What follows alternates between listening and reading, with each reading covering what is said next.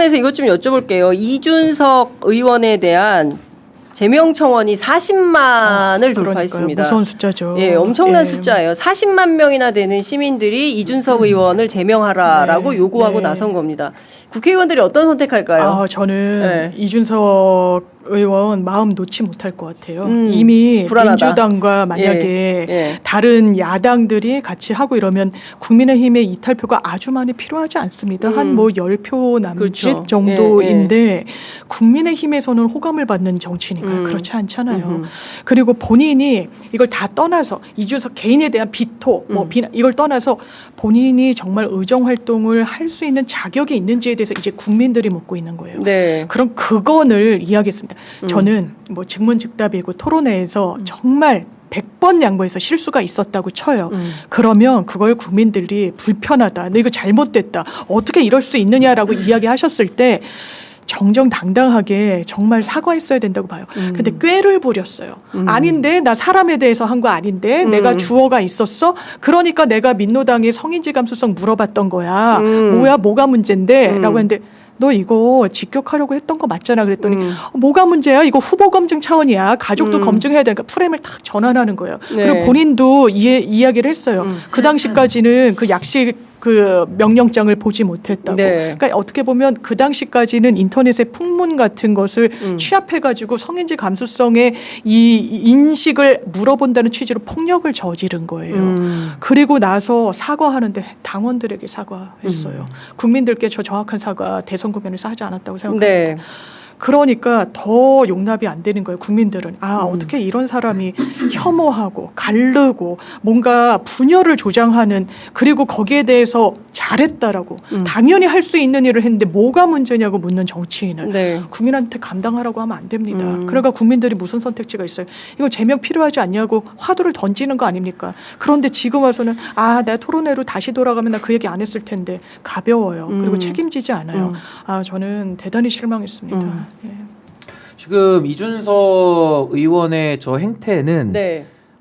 지금 본인은 아마 제명되면 나는 더 좋다 이렇게 생각하고 있을 거예요. 그러니까 본인이 무슨 뭐 YS 서사도 언급을 하면서 네. 뭐 제명이 됐을 때 본인이 그 역풍의 수혜를 받아가지고 네. 좀 정치적으로 더 클 수 있는 기회가 된다라고 생각할 텐데 그게 지금 저는 문제의 핵심이라고 봐요. 그러니까 이준석이라는 정치인이 갖고 있는 걸 저는 한마디로 표현하면 그냥 반정치거든요. 근데 이 반정치가 낳은 공론장에 대한 오염행위인데 결국에는 우리가 무슨 말 한마디 가지고서 제명하자 이게 아니잖아요. 네네. 문제의 본질을 못 읽는 겁니다.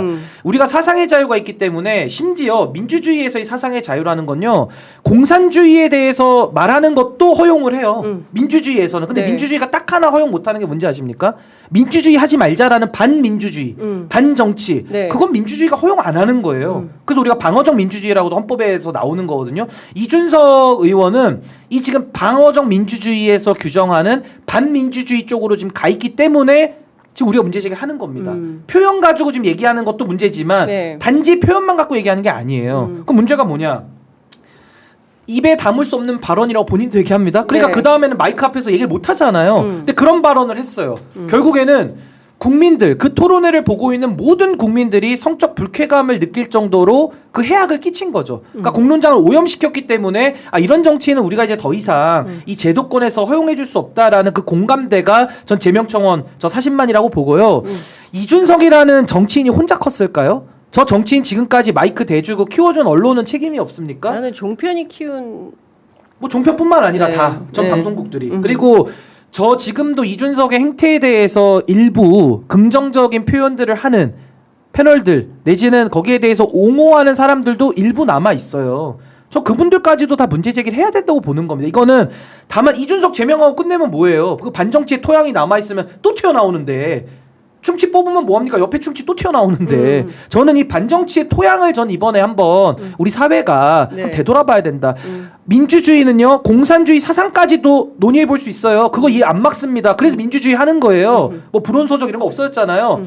근데 민주주의를 하지 말자. 네. 반정치, 반민주주의만큼은 민주주의가 허용 공간 안 내줍니다. 그러니까 착각하지 않으셨으면 좋겠어요. 이거 지금 반민주주의, 반정치 얘기하고 있는 겁니다. 하여간 이제 그 특정 정치인에 대해서 온 국민이 40만 명이나 되는 국민들께서 이게 더 늘어나겠죠. 앞으로 숫자가 더 늘어날 100만 텐데. 갈 것 같아요. 지금 4일, 5일밖에 안 됐는데도 약 네. 달 받을 수 있거든요. 네. 벌써 40만이고 이제 더 알려질 텐데 네. 뭐 100만은 좋게 가고 당시에 윤석열 탄핵 청원이 148만인가 갔었거든요. 맞아요. 네, 네. 그것 이제 한 달 채웠을 때 그렇습니다. 예. 거의 그 정도에 육박할 가능성이 매우 높다. 그렇다면 전 윤석열에 대한 심판 청원 이후에 끝났잖아요. 파면으로. 네, 네. 이준석에 대한 이것도 사실상의 정치적인 사망 선고다. 양두구육 집에 가라란 얘기거든요. 예. 좀 그런 식으로 의미를 좀 확대해서 이해를 해야지. 예. 다만 이준석 개인에 대한 뭐 미움이나 개인에 예. 대한 뭐 어떤 정치적인 공격 차원이 아니라 예. 이거 국민들이 더 이상 허용할 수 없다라는 그렇죠. 임계치에 왔다. 좀 네. 그렇게 봅니다. 그러니까 사실 이거 굉장히 그 큰 일입니다. 대통령 선거 이후에 특히 이제 TV 토론 발언 나온 다음에 온 국민께서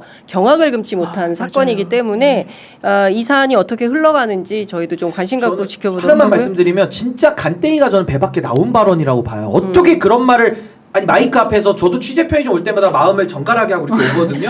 아무 말이나 할 수 있습니까 여기서? 아, 그럼 안 되죠. 17,000분 보고 예. 있는데 못 하잖아요. 그렇습니다. 전 국민이 보는 1,000만 명이 보는 마이크 앞에서 어떻게 그런 발언을 합니까? 본인도 그 얘기를 권영구 후보한테 질문을 하면서 자기도 찡그려요. 혐오 표현이라는 걸 자기도 알아요. 찡그린다니까 표정. 자기도 좀 자기도 자기도 이만 해야 알아요. 되나 말아야 되나 그런 근데 표정이었어요. 그걸 알면서도 혐오 표현을 권영구 후보를 이용해가지고 여성을 도구화해서 한다는 거는 전 이거 겁을 상실했다. 그럼 이 겁을 상실하도록 누가 만들어줬냐? 전 이 토양, 반정치의 토양에 대한 문제 제기를 해야 되고 언론인들 정말 반성해야 됩니다. 네. 이 반정치를 누가 키웠습니까? 전 정말 이제부터라도 이 반정치의 토양을 언론계에서부터 청소하는 역할, 자정작용 네. 전 반드시 해야 된다고 봅니다.